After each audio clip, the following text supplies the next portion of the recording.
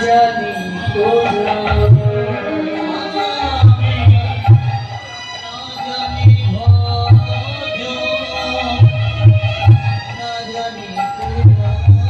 কোনে কোনে পাবো তোমার ডানা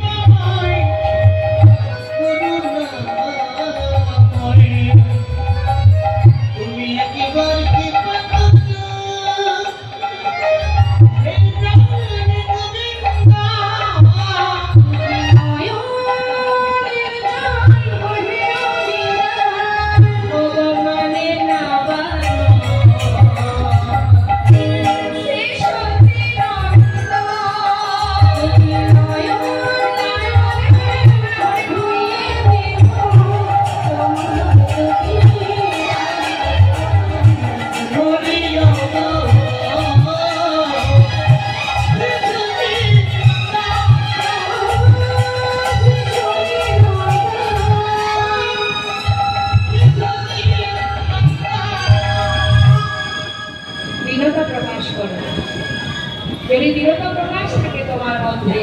ভগবানকে বাঁধতে গেলে দৃঢ়তা প্রকাশ করে ভক্তি রজ্জু দিয়েই তাকে বাঁধা যায় আর কিছু বিনিময় থাকলে হওয়া যায় না বাবা রজ্জু মানে দড়ি বলে গোবিন্দকে বললেন হে রজ্জু মানে দড়ি তোমাকে যজ্ঞ করতে হবে দান ধ্যান করতে হবে তবে তোমার ভক্তির রজ্জু দিয়ে বাঁধতে হবে ভগবানের কথা শুনে বললেন দেবর্ষি তাহলে নিমন্ত্রণের ভার কে বাঁধাও তাহা শুনি মাধব কয় চিন্তা কেন দয়াময় দেবর্ষিকে ভার দাও এবে নিমন্ত্রণের দায়িত্ব দেবর্ষিকে দিয়ে দাও দেবর্ষি পারবে কারণ তার বাহন কি বা